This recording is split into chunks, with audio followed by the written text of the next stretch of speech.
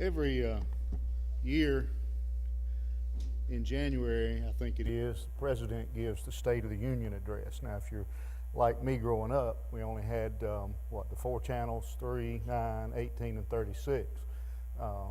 And he usually hogged up 3 of them 4 channels. And I never could figure out how he couldn't just be on one channel. And if you wanted to watch him, you could. And if you didn't, you could go somewhere else. As I've gotten a little older, I've come to appreciate a little bit more of the State of the Union address.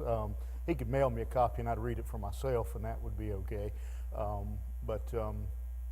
think just the way the calendar worked out, that today would be a good day for us as a church to kind of assess sort of the State of the Union.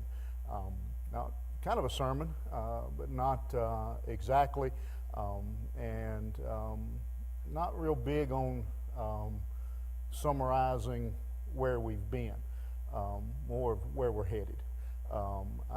We had a plant manager when I first went into management at the bakery, who what we did every month was we would go to Charlotte and have a manager's meeting, and it was just the way they did it. Had done it before I got there. They'd take an old overhead projector. For those of you that are old enough to remember overhead projectors, I don't even know if they exist anymore. I think we've got one around here somewhere. Thank God those days are gone. And they would flash up on the wall every one of our divisions, their sales this year, this period, and last year, this period, and are you up or down and why? And then they'd put up white bread and grain bread and buns and about every item. They'd put up the category, and we'd go through that, and just, for 30 some different divisions, 10 or 12 items, and by the time you were done, it was just horrible. We got a new plant manager, and so they had a meeting and they started through that same routine. And Bob was not one who was very good at hiding his feelings. In fact, his office, all the offices at the bakery were upstairs, and back in the day, if you knew what you were doing, to get into bakery, all you had to do was stick your key, not in the lock, but in between, and wiggle it and open the door. You didn't have to buzz or anything else. And more than once, I've wiggled the door open and opened it and heard him ranting and raving upstairs, and closed the door and went back and got my car and went somewhere rather than walk into that mess. And so we were having our first meeting with him, and they were going through that, and you could just see him. He could, I don't know how he did playing poker, but he couldn't hide his emotions very well. And finally he erupted and said, and he didn't say it anywhere near as nice as I'm about to say it. He said, I don't care what you did last year. I don't even care what you did last month. What I want to know is what you're going to do for me this month. And I think that's more kind of what I want to address this morning. We can spend a lot of time talking about last year, the last 69 years of the church. We can't change them. What we can do is look at where we're headed and how we're going to get there. And so this morning, I want to take and I'm going to bury you for a few minutes in some numbers. And there's a method to the madness. I want you to see 2 things. First of all, I want you to see the challenge of what we are surrounded by at 3476 Poplar Tent Road. I want you to see the magnitude of it. A lot of us have lulled ourselves to sleep believing we live in the Bible Belt and everybody loves Jesus and everybody's going to heaven. Unfortunately, that's not true. It's way far from the truth. In fact, only about 1/3 of the people in our community even claim to be Christian. Now, if you're like me, you kind of have an opinion about those that claim to be Christian. If 1/3 claim to be Christian, well, you guess is actually Christian. There's some other numbers that go with that that'll make you seriously doubt that 1/3 that says they're Christian. So I want you to see the magnitude, but I also want you to understand this morning the great opportunity that we have. When Jesus said that the fields are white to harvest, he must have been looking around us. They are white and getting whiter. The lost are pouring into this area in droves. You know, one of the fastest growing areas in the country. And so just want to bear with me and give me a minute. I know numbers bore some of you to tears. That's okay. Again, I think it's important that you see the magnitude. This has become my second Bible. I don't know if Rhonda, I don't think she pays me any attention, so she probably doesn't know how much time I've spent in this little booklet I've made for myself. We have access through the Baptist State Convention and I've talked to some of you about it before, just bukus of demographic and information about our community. And this is my several hundred pages book of charts and reports and analysis and you name it. Pretty much if you want to know about the area around us, give me a little bit and I'll dig it out of here, because it's probably in this little book. Everything from, I can just about tell you what they had for lunch, or what they're going to have for lunch even. It's pretty scary, and some people get mad when they see this information, but the fact is it's out there. Every time you click on something on a web page, every time you fill out a form, every time you sign up for something, somebody puts it in a computer somewhere. You're being watched, and so you might as well, that's just the world we live in, and I don't know how you're going to get out of it. But let me just share with you a little bit about what's going on around us in this community, and everything. I'm kind of operating off of this basis. Where there is no vision, the people perish. We've got to see. We've got to open our eyes and recognize again, the opportunity and the challenge is twofold. We have been given a huge opportunity and blessing. To be quite honest with you, if you look around us, it's an opportunity, but it's also a challenge. If you take and you draw a radius around this church, there are practically no churches and only one or two Baptist churches within any area around this church. There's not even many of any denomination. And then second of all, we were told that we are to go and to be witnesses in Jerusalem and Judea and Samaria. And the truth is, over the years, most churches have really concentrated on Samaria. We've really been, for example, look at how in Baptist life, Lottie Moon always gets a bigger offering than Annie Armstrong. I mean, much bigger, because that just something about that appeals to us. And that's great. But I heard Jerry Falwell one time when I was in Lynchburg describe how he started out and how Thomas Road was built. And he took a map of the Lynchburg area and drew one small circle and said, "This is Jerusalem." And then he drew another one and said, "This is Judea." And then he just said the rest of it is the outermost parts of the world. And he set out to knock on every door and to speak to everybody in his Jerusalem. Now, granted, 60, 70 years ago, that would have been a little easier to do, but that was his ambition. And so I think that to some extent we have, and most churches have taken our eyes off of the Jerusalem that God has given us right around us, and focused a lot on Samaria when God had the foresight to lead Mr. Turner almost 70 years ago now to look out here and say there are no churches in this area, and that there needs to be one. And probably at the time, probably there were some people who thought he was crazy, because I'm just guessing that in 1948 there wasn't a lot out here. I've heard when Shirley Deal was living talking about Poplar Tent Road being dirt.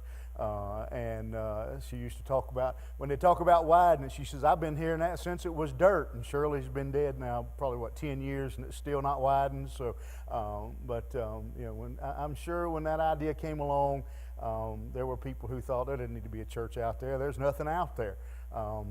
Man, if they could see it now, if they could see the change. And so God has placed us here and then brought Jerusalem to us. He's brought the world. When it comes to Judea and Samaria, the outermost parts of the world, I can take again I was going down Speedway Drive last night. I was sitting, and again, if you're interested, I'll sit down one day and show you. It's an amazing program, and I can pull up you tell me what you want to know. You want me to find all the people who speak Hebrew, who are 35 to 45, who make $75 to $100,000 a year, who have children in their home, who, I don't know. You can pretty much give me your parameters, and I can pull you up a map, and we'll go and we'll look at it, and I can tell you who lives there. I can tell you, if they have children, I can tell you their ethnicity. You wouldn't believe the ethnicities up and down the streets, just right around this church. Jerusalem, it has become the outermost parts of the world.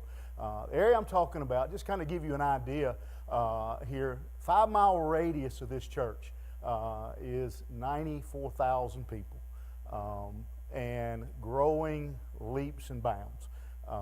94,000 by 2027, in 10 years, 106,000. Honestly, as I looked at that, that's too big an area. For one reason, geographically, because of the way the roads lay. That actually, a 5-mile radius actually goes up past Parkwood Church, over past Pitts, and y'all know how the roads are around here. That's just, that's kind of out of, I'm not saying, some of you drive further than that, but that's just kind of the way the roads lay around here, that's kind of odd. But I want you just to get an idea of what's going on in our sleepy little village around us. Another way to look at it, within 5-minute drive. And the way traffic is, it's kind of funny when you do that and you ask the thing to pull up a 5-minute drive to see how small that is because of how long it takes to drive places anymore. But just in a 5-minute drive is 11,000 people. The majority of people in that same area drive 30 minutes to work. So 5 minutes to church is nothing. And so just to give you an idea again, just what's happening. But to be realistic, what the area I'm talking about is in this little box right here. And I know you can't see it very well, but this is the area I'm going to be talking about this morning. This is 29, right down 29 to over about S&D, around down Wynkoff. Wrong neighborhood. Down Weddington Road, Rock Hill Church Road, on down to kind of, if you know, right in there is where Kevin and Jackie, right there's your house, right in there. Kind of out a little bit down Weddington Road and around, back around like Patricia up, down around to Catch Eva Drive and back in there and back out. So it's really kind of what I consider to be the easy drive to our church without having to, it's not 73 where you have to go around and come down International, even though I don't think that's unreasonable. It's just, it's my box, I drew it, I'm happy with it, okay? And so I kind of drew it the way I thought people, I know people would cross 29, cross Poplar Tent Road, but I used it as a line, as a barrier. So that's the area I'm talking about this morning. In that little box are 4,000 people, 3,913 people, and it is growing exponentially, as you can see. And again, obviously the growth are some estimates of what's going to happen around us, and you may look at that and think that's not, from 39 to 45 in 10 years is not very much, but you got to realize that box only represents about 45 square miles. It's not, that's a really, it may look big on that map, but it's really a small block. And percentage-wise, that is a major growth pattern for an area.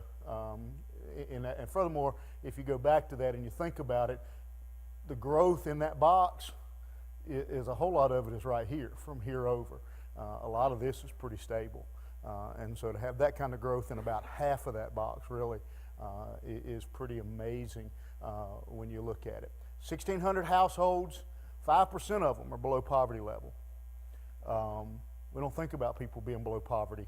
We look around out here and we see $1 million houses. We see fine apartment buildings. We see all that going up. 5% of the people live below poverty. And what I want you to listen for as we look at some of these numbers is, where can we minister? Where can we help people? What can we do? When 5% of those folks live under poverty level, that's pretty high number when you look around at what's being built and what's going on. We just don't think about poor people, poverty level people living here in Concord. Archie and I were talking this week about the homeless situation in Concord, and he kind of blew me away, telling me some things about where some of the areas where homeless folks are living in the woods and everything else that I don't see them because I don't hang out in the woods, and so we have a lot of folks around us who if they're below the poverty line, they're hurting. They're hurting people. Again, that's expected to continue to grow. 30% of those folks live in multi-housing, apartments, condos, those kind of things. Third of those people in multi-housing. Again, a huge ministry opportunity to look at, and that number is going to grow. That number is going to continue to grow. Nationally, the numbers, about half the people live in multi-housing, and so that number is going to continue to grow. And again, as we've talked about, and what's his name, Larry, several of you, my mind just went blank for a minute, went and heard some of the challenges of reaching the people who live in multi-housing. It's a different world. Part of it's because of laws that have been put in. Part of it's just because of the mindset of those who live in multi-housing. And so one of the things as the convention as a whole is trying to do is find people to be missionaries to multi-housing. That the convention will pay your rent and pay you go live in one of the apartment complexes, because if you live in them, you have a different level of access than somebody who's knocking on the door. And so it's a big issue across Baptist life anyway, of reaching multi-housing. Average age in that block is 37 years old. I don't know what that does to y'all, but that makes me feel old. But the average age, because a lot of y'all live in that block, and you're not 37. And so, but that's the average age, the breakdown. If you look, the biggest group, 5 to 17. 5 to 17. That's the biggest group. Ministry opportunity, a chance to make an impact on young lives. The other number that's a little surprising to me is the 65 and over. Again, we a lot of times make the wrong assumption that the older you are, the more spiritual you are. You obviously hadn't hung around some old folks. That's all I can tell you, because some of them have learned new and exciting ways to be ungodly. I'm sure Debbie works in home health. I'm sure she can tell you some experiences in dealing with saintly old people that will curl your hair. And so, again, a whole different set of opportunities. Again, I would dare say that if you look, a lot of those under the poverty level are in this bracket. I didn't actually look at that number; it just popped into my head. And so they're sitting there, and not much chance to get out from the poverty level because they can't go get a job. They don't have any other sources of income, and so they're kind of stuck there. And so we've got that opportunity to work with. Married. 59% of them are married, 40%, 39% of them are single moms. Ministry opportunity. They present, they've got struggles. Some of you have been there and done that. You know the struggle, you know the battle. You've been there, you've done that, or your daughter has done that, or your granddaughter has done that. That's a battle. And there's opportunity there to reach them, it's kind of surprising to me that when you look in that block and you consider a lot of the development and stuff, that large a percentage is single moms. It's kind of surprising. I pulled this up for a church down towards Mount Pleasant not long ago, and it was almost that high except it was single dads. And I still hadn't got that through my head yet. I don't think I've ever seen a report for any area where single dads were so high. But again, it presents an opportunity for us. And you know, I would ask you to think about that for a minute. What are we doing that would appeal, not just appeal? Our job as a church is not to appeal, but our job is to minister to. What do we do, what do we offer that would minister to, that would help, that would show the love of Christ to a single mom and her child? That's the challenge in front of us, folks, coming into this year. What do we do that shows the love of Christ and would aid and assist somebody who's living under the poverty level? Those are the questions that come into my mind when I look at these numbers. Again, great opportunity, but a great challenge and responsibility to look at these things and to think, how can we do that? 30% of them have never been married, 7% of them are widowed. This is one that kind of caught my eye. The divorce rate in that block is a good bit higher than it is anywhere in the state, or a state average. Not necessarily anywhere in the state, but divorce rate is very high. What do we do? What do we offer that shows the love of Christ to that family, to that husband, to that mother, that wife that just went through a bitter, ugly divorce? Some of you have been there and walked through that. You've been there with your family, with your children. That's our job. This is our Jerusalem. Our Jerusalem. Not somebody else's. The government's not going to do it. It's our responsibility. And so, those are the questions I think we have to ask ourselves. Out of all the households in that block that have children under 18, half of them are growing up in single-parent homes. I don't know about you, but of all the numbers I'm going to put on the screen this morning, that one broke my heart. Half the children in our Jerusalem are growing up in single-parent homes. You know, some of you have done that. Some of you have been there. You know how hard that is for the child. What are we doing that shows the love, that helps them, that shows them the love of Christ, that shows those kids? There are a lot of children who grow up, and I mean, this is proven. It's common sense if you think about it. There are a lot of kids who grow up in that environment who grow up thinking, you know, I've read studies and stories of young children who, when told that, you know, when God is explained to them as Heavenly Father, they get upset. They get bent out of shape because of what Father represents to them. You know, Father's not a wonderful word to everybody. Those children, and again, those children, and this is a whole different set of research, but the children who grew up in single homes, the pregnancy rate among girls is through the roof. The incarceration rate among both groups is through the roof. The divorce rate for them is through the roof. There's pretty much not a good statistic for children who grow up in. Please, if you're a single mom, I'm just telling you, you may be the exception.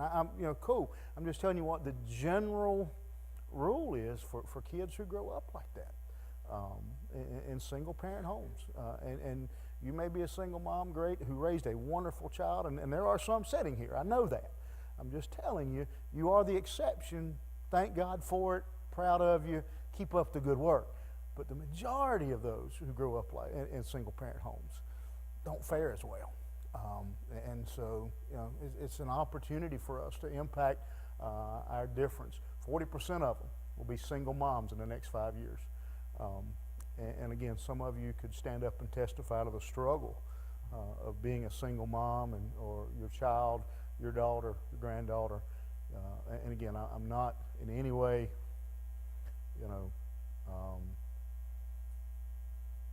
trashing, bashing single moms. Thank God for them. Most of them, do a phenomenal job. Way better than honestly most of us men would ever do if we were put in the same shoes. We know it. But my point is, there are struggles that they're dealing with. Obviously, I think most of you know this is the case. Majority, almost 70% is white in that block. This is I don't know who made this word up. I can't even hardly say it. Religiosity. I've asked somebody for a specific definition of the word religiosity. Let's get down to where the rubber hits the road out of these folks. Let's forget their marriage and all that stuff. It's important to know. But let's talk about I don't know why we didn't just use the good old word spirituality, because that's about what religiosity means. It's their openness to religion, their openness, their religious IQ. I don't know.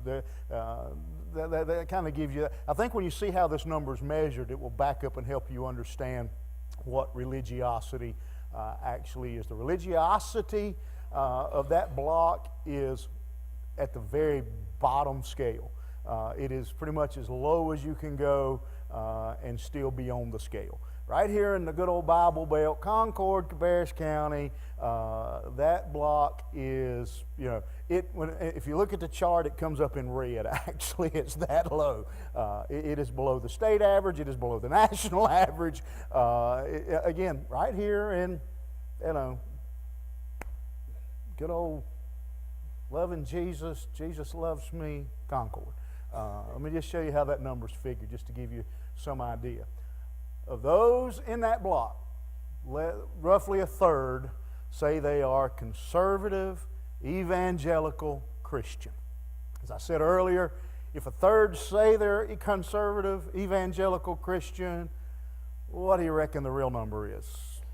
20%? But just only a third even claim to be Christian. Only a third. So that means where you live, I'm assuming this morning that pretty much everybody in this room is Christian. Where you live, think about this for a minute. In particular, if you live in that block I drew, if you live there and you say you're a Christian, the two people on the side of you are not, or won't say they are. Think about that as you go home today. That as you go down the road, go, Christian, not, Christian, not, Christian, not, and just let that visual sink into your head for a moment. That only a third even claim to be Christian. Then you wonder why we have some of the things going on in our community we do. Then you wonder why some of the things are in the news and on the paper. Now take those numbers, keep this in mind, that a third claim to be Christian. The other thing is, do you consider yourself to be a spiritual person? 43% say they're spiritual. More people say they're spiritual than say they're Christian. I don't know.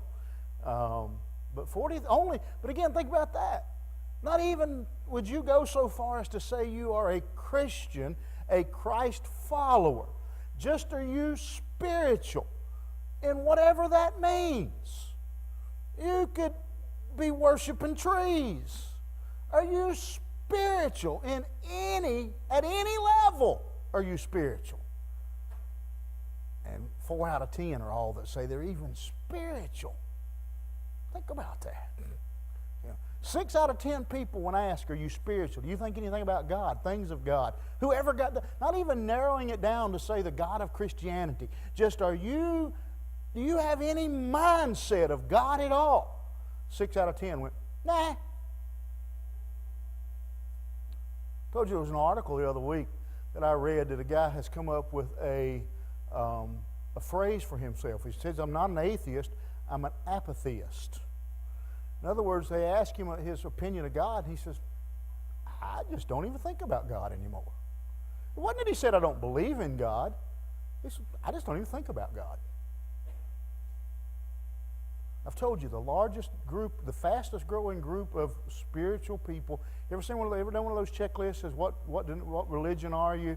And Baptist, Christian, whatever. And down at the bottom, the answer is none. The fastest growing group is none. 25% of Americans say they are none. We are not spiritual.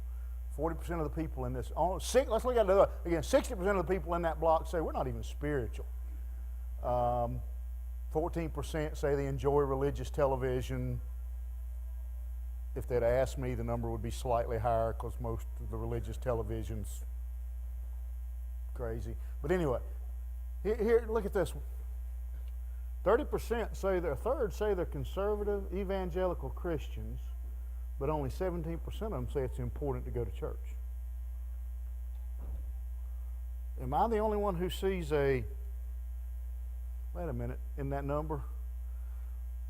That a third say that they're Christian, but only 17% of them say, we'll go to church. Religious services are important to us.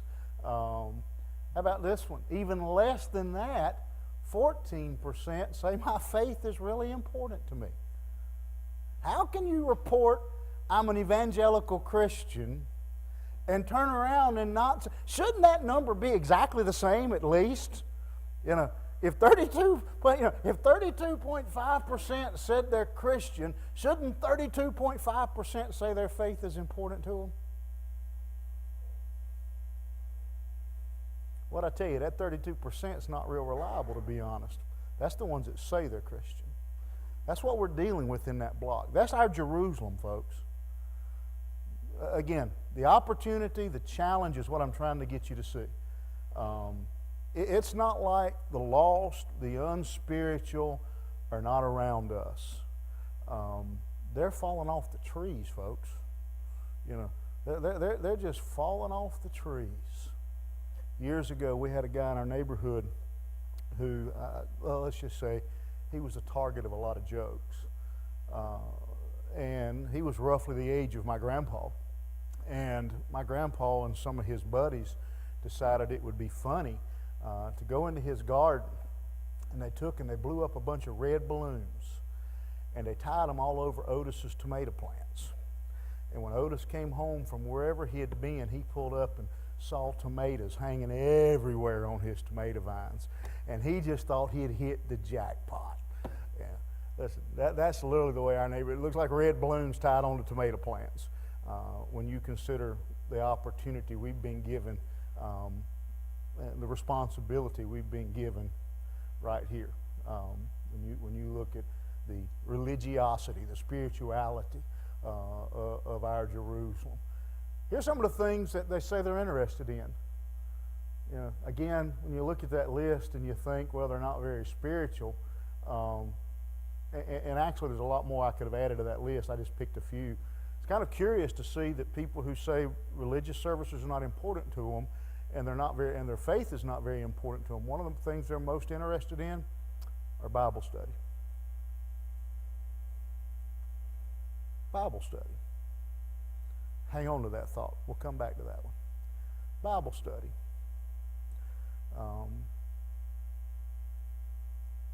But these are the things, and I will tell you, by the way, addiction support, I don't think it matters where you pull up the map in America. That's at the top of the list anymore because it's such a problem. And by that, I think the majority of people are talking about what do we do when it's one of our loved ones to support us, help us know what to do. Weight loss. This is the first year in many years that weight loss is not the number one New Year's resolution. I can't remember for the life of me what number one is, but it's not weight loss this year. I guess we've decided we're skinny enough, or we've just give up. I don't know. It is still number two. But these are some of the things, again, religious, spiritual groups from a group like that. How are we going to do it?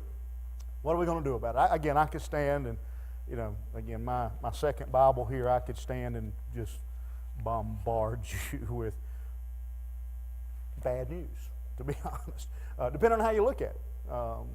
Unfortunate news. Here's where it rises and falls. I want us to begin in 2018. We got to pray. We can do everything else in the world, but if we don't bathe it, bury it, swamp it, soak it in prayer, those numbers are going to continue to get worse. I'd love to be able to stand here next December the 31st and tell you if it's just a tick, that those numbers are turning, that those numbers are changing, that there's a slight improvement in their religiosity. that we're making a dent in those numbers. I want to challenge this morning every Sunday school teacher, every class, every meeting. I don't care if it's a committee meeting, a deacon's meeting. I don't care what it is. First thing, start with prayer for our Jerusalem. Can I make it really blunt? Can we spend as much time in prayer for our Jerusalem as we do sick Aunt Lulu's? Can we spend as much time in prayer for the lost as we are for the sick? Nothing wrong praying for the sick. But as somebody said, we're spending more time praying to keep the saints out of heaven than we are the sinner out of hell. You know, Aunt Lulu, if she dies, is going to be in the presence of God and going to be happy forevermore. Some of these folks we're not praying for, if they die, they're going to bust hell wide open. And that's our Jerusalem. And that's our responsibility. It's on us if people in that block die and go to hell. That's our responsibility. That's my responsibility. And listen, I'm not, please understand, I'm not throwing rocks at the congregation this morning. I'm your leader. I'm your pastor. If anybody gets hit, what is that old saying? I'm rubber, you're glue, bounces off of me and sticks to you. I said, it comes right back to my feet as well. We've got to reach our Jerusalem. It's going to begin in prayer, in prayer meetings, prayer walking, personally, at home. When you ride down the road, pick a neighbor, pick a house, and begin to pray for the people in that home. You can get an idea. If you want a copy of that map, I'll give you the streets. Ride up and down those streets and pray for those people. Some of you sit at home and pray for those streets. Take the phone book and just grab them up. I think about the Grinch this time of year. He stood on the mountain one day with the phone book and went down the list and said, I hate you, and I hate you, and I hate you. We ought to take the phone book and go through, and I love you, and I'm praying for you, and got to pray. If we skip this, everything else we may as well be the Moose Lodge. We may as well be Electrolux trying to sell these folks vacuum cleaners because we can't do it. We can't do it on our own. We can't do it without prayer. So intentionally, purposefully praying for our neighbors, for the people we don't even know. I put something on Facebook that's got some interesting responses last night. We've spent a long time trying to reach people with the church. We need to reach them with the gospel. Church doesn't change people. The gospel changes people. We got to spend some time in prayer for this situation. We didn't get here overnight. We're not going to get out of it overnight. So that's, we've got to pray. I would encourage you, and hopefully my plan is to help organize this myself, but you don't have to have me hold your hand. Pick 2 or 3 people and say, hey, let's get to church early and let's go in one of the rooms and let's pray. Let's meet somewhere this week for lunch. Let's pray. Come over to the house. Let's pray. Pick 3, 4, 10, 50, and pray. You don't have to wait till we say it's prayer meeting. I bet if one of your children got sick, you wouldn't wait till Wednesday night to pray for them. Our neighbors are lost. Let's pray. Second thing I want to do to help deal with that is, and I can't think of what else to call it, is to put together a group of people who may not necessarily would be a deacon or something, kind of a young person here, a man, a woman, an old person, whatever, a group to. I'm going to confess something. When I first came here, I almost broke my stupid neck at that front door. If you are a guest with us today, please be careful. There is a nasty step when you go out that front door. It's painted yellow now, so hopefully you'll see it. But I went strolling out that door and just right out into space. What I lacked ended up face first in Poplar Tent Road wasn't much because I wasn't familiar with it. Today, I can walk through these buildings blindfolded because I've been here long enough that it's familiar to me.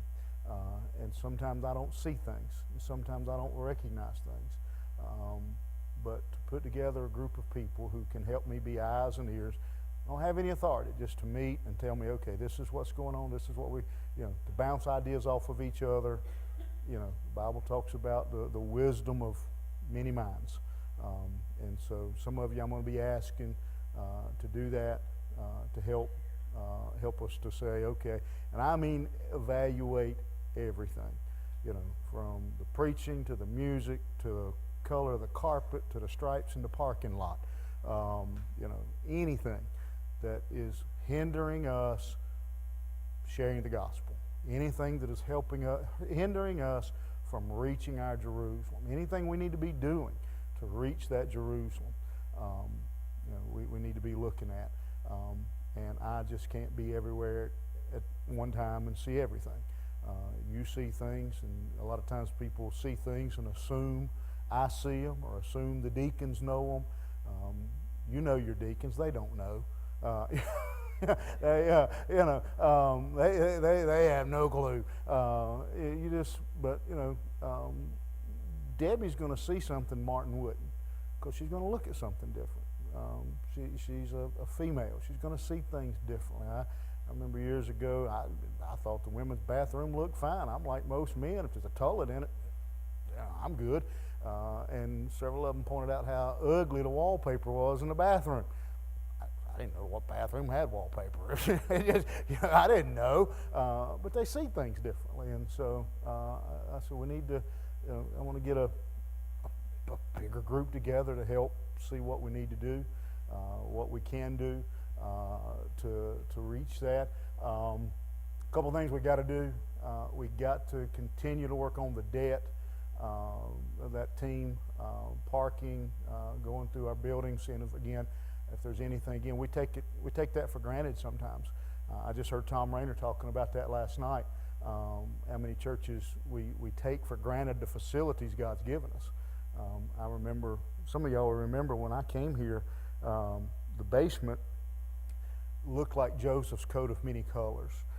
Every room had some hideous form of carpet, and it was probably pretty 100 years ago. But it had some hideous form of carpet. They were all painted a different color. It was bad enough. Stevie Wonder walked down through there one day and went, "Ooh!" It was bad. So one day we were having a deacons meeting, and I said, "Come on, guys, we're going to take a field trip." And honestly, a lot of them had never been downstairs. They didn't know. I mean, that's mostly the children's classes down there. They didn't know. And walked them through downstairs and just started opening doors. And we got to the end of the hall. I said, "Would you put your grandchild in one of these rooms?" And nope, we need to do something. It's amazing what seeing stuff does. And so we need to do that. Those are a few things that we need to work on. We need to make good, again, back to the facilities. We need to make use of the fellowship building, the gym that God has given us. Again, if 30% of our people live in multi-housing, that's where we got to go, folks. I'm not real smart, but if the fish are biting worms, don't put a minnow on the hook. They live in multi-housing. We got to reach multi-housing. And we have a great open door. Already been working on forming a relationship with the folks down at Crown Point. It's under, as I've told some of you, it's under new ownership, and they are more than happy to have us come in. Again, anything we do, something they don't have to do, and they're thrilled to death. We want to come down here and have a party for the kids in the pool area. Great, because that's something that makes us look good, and we didn't have to do anything. That's the way the apartment people, the managers look at it. And so they're willing to let us have Bible study in their clubhouse area, if they ever get done working on it. They would love for us to come, and I've talked to Ryan over here. That Ryan's been to Dave Ramsey's financial management class. The folks at the apartment complex are just thrilled to even think of having something to help them better manage their finances. And while you're there, you tell them about Jesus. And so, backyard Bible club, instead of having Bible school here, go down there and have it with them. Have it in the apartments, where they're at. If the fish are biting in 10-foot water, you don't fish where the water's 2 foot deep. And the people live in those apartments, let's go where they are. That's not brain surgery. We just got to figure out what to do and get there. So those are some of the things that there. Again, looking at that data, we need to look at that and say, how can we show the love of Christ to some of those groups? How can we show the love of Christ to the 5 to 17-year-old? We can curse the darkness, or we can turn on a light. A lot of, we look and we see the newspaper and we see the reports of what's going on with teenagers, and we moan and groan and wonder what's wrong with them. You tell you what's wrong with them? They don't know Jesus. Plain and simple. We can say it's the school system. We can say it's the parents don't discipline. Whatever. The root cause is sin, and they don't know Jesus. And they're not going to get it from their schools. And based on those numbers, they're probably not going to get it from their parents. So it's our job. We've got to look at those numbers and look at those reports and dig into our community and figure out, how we reach them. And again, understand something here. I'm not talking about how do we get people in church, or how do we make our church bigger, or how do we make our church grow, or how do we make our church have more offering or anything else. I'm talking about how do we reach people for Jesus. The problem is the church for years has focused on those things. How do we get people into seats? If we get them to know Jesus, everything else will take care of itself. We've got to present the gospel. That's plain and simple. We've got to quit trying to reach them with the church. We've got to start reaching. They don't trust the church. I don't blame them. But the gospel is what tells us it won't return void. The gospel is what changes people's lives. One of the other things, I'm going to call them go groups for growth and outreach. I asked you the other week, several of you have signed up. One of the things that you'll find in my little book is that one of the things that people in the bracket, the demographic bracket around us, they're leery of the church. They've seen, they've heard some of the things we've done. Maybe not us, but the church as a whole. But they trust their neighbor. And so what I want to encourage and what we want to try to develop is to get some of you to open up your homes. This has kind of developed and grown from a seed idea to something different, especially if you live in that block. To say, hey, to have 3 or 4 other believers over and invite your neighbor to come. And have some refreshments or a meal and or a Coca-Cola. Sit out back and play badminton, and then talk about things of God.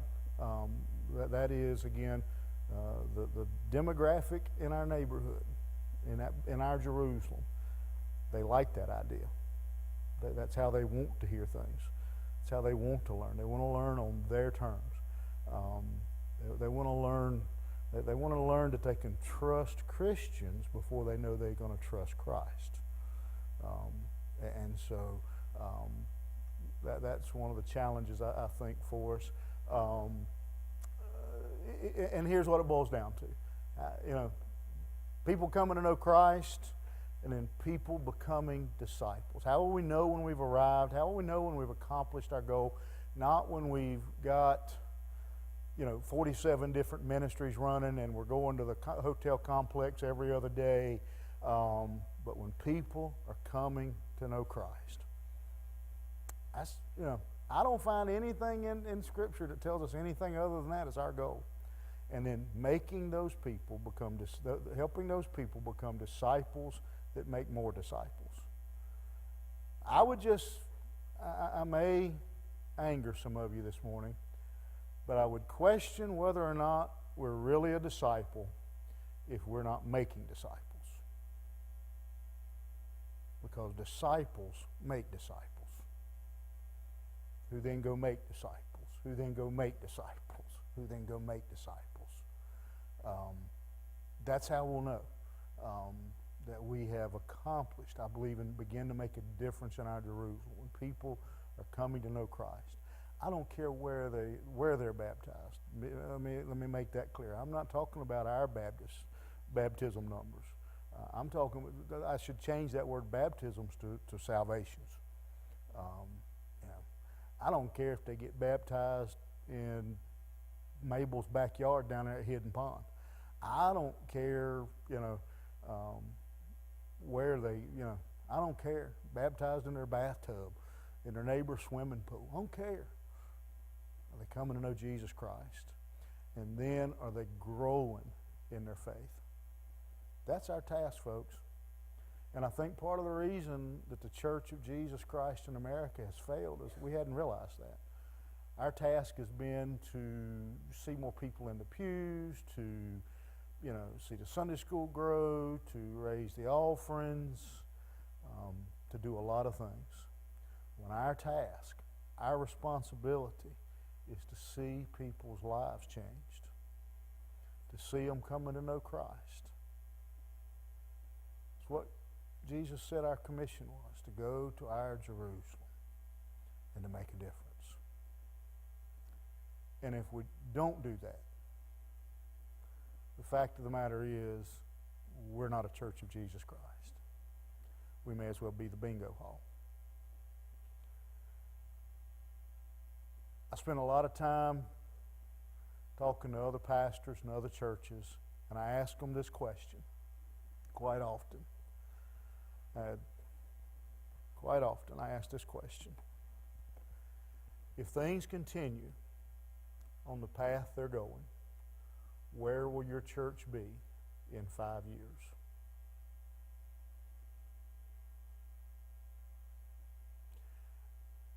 I asked some deacons that the other day who were talking to me and wanted some ideas about finding an interim pastor and what they ought to do and what kind they ought to look for. And I said, well, let's back up. One of the most important things you can do before you start figuring out where you're going, and I've used this illustration with y'all a lot of times, first thing you got to do before you figure out where you're going is to look on that map and say, where am I now? You are here. And they had all these great plans and all these great ideas, and I said, but if you keep going like you're going, where will you be? And you could see the color run out of their face, and their mouth fell open, and they said, we'll be closed. We'll be closed. We won't exist. It won't matter what we do for a pastor. It won't matter who we bring in to lead our church. In 5 years, at this rate, we'll be closed. It's a question we have to ask ourselves as well. Where will we be in 5 years if we do nothing to reach our Jerusalem? The day of the old church way of doing things where your children came and your grandchildren came and just kind of, I remember years ago, my grandpa, when he went to Bethlehem and the church started growing, pastor over at Aquadale come over and asked him, said, how'd you grow a church down here in Stanley County? My grandpa looked at him and said, biologically, that's not the case anymore. Actually, the number of children in our Jerusalem is declining. It doesn't work that way anymore. Our children are growing up and taking off and going their own direction. Some of them never to return to the church. We got to go out into the highways and the hedges. Wasn't a sermon, but I want to ask musicians to come this morning. I'll ask you to bow your head for a moment.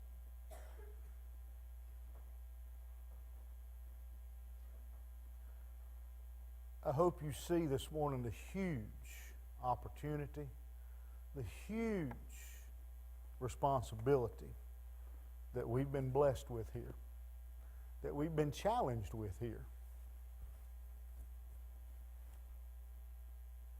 30% say they're Christian. Think about that. 7 out of 10 people in our Jerusalem won't say they're Christian. Only 15% even say they're even spiritual. We've got a great responsibility and a great opportunity.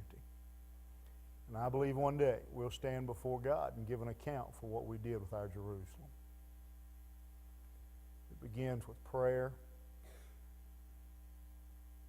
It ends with prayer. I'm going to ask Hertha just to play. I'm going to ask you to stand with me this morning, and if God's moved on your heart with the burden, with the magnitude of the opportunity we have in front of us this morning, I want to invite you to come and to kneel and begin that prayer today. God, our neighborhood around us is dying and going to hell.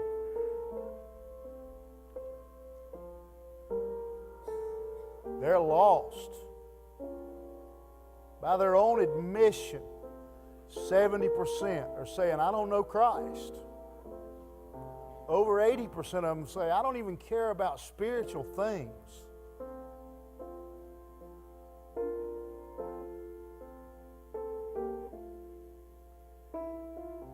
If 70% of our community had a disease, we would be up in arms.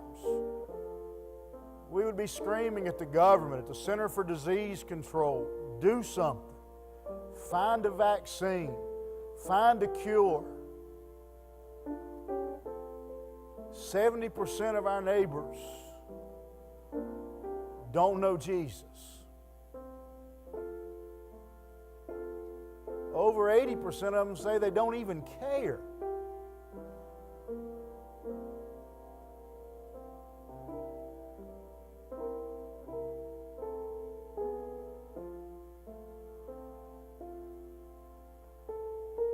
2018 can be the year we make a difference.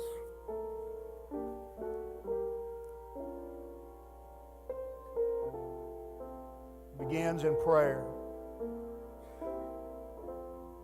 I'd be sadly amiss if I didn't give you an opportunity this morning. Maybe this morning you're here and you're part of that 70% that would say, I don't know Christ. I've never asked Him into my life, into my heart. I don't have a personal relationship with Him. You'll come this morning, I'll show you how you can know Him. How you can know Him personally.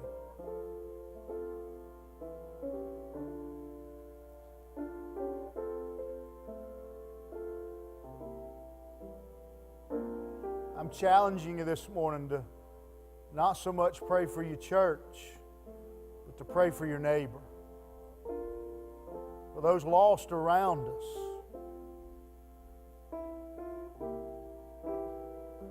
Those that by their own words say, I don't know Jesus Christ. I'm challenging you this morning to say, God, use me to make a difference.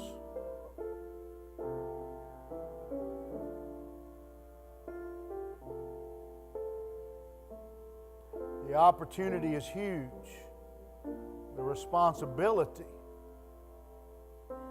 is through the roof. People's souls are at stake. People's eternity is at stake. Those single moms, those teenagers, they need somebody to tell them that Jesus loves them. They need somebody to tell them that Jesus died on a cross for them. It's our Jerusalem. If we don't do it, who will?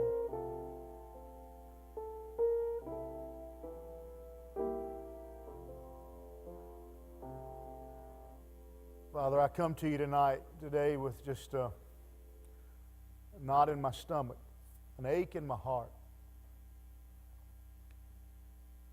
God, as I consider the thousands within just practically walking distance of this church who by their own words deny knowing you, by the thousands who say we don't even care, we don't even think about spiritual things, by the thousands who say they're Christian, but their faith doesn't even matter.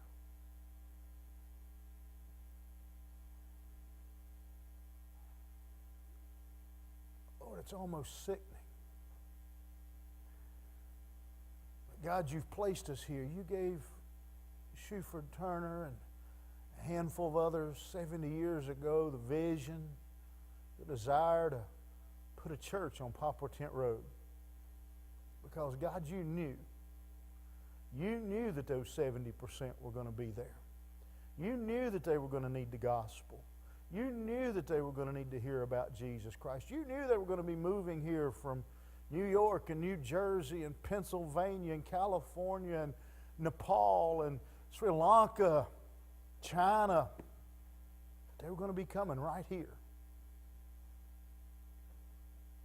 God, I pray this morning that you'll put a burden in the heart of this church.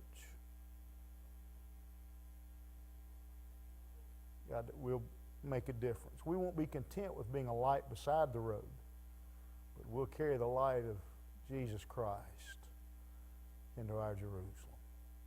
God, I thank you for what you're going to do.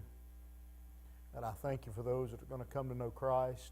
I thank you for those that are going to become followers of Christ. God, I thank you for those in this church who maybe have never had a position, never taught a class, but are going to step up and be leaders as we reach this community for Jesus Christ. God, go with us as we leave here hours from a new year.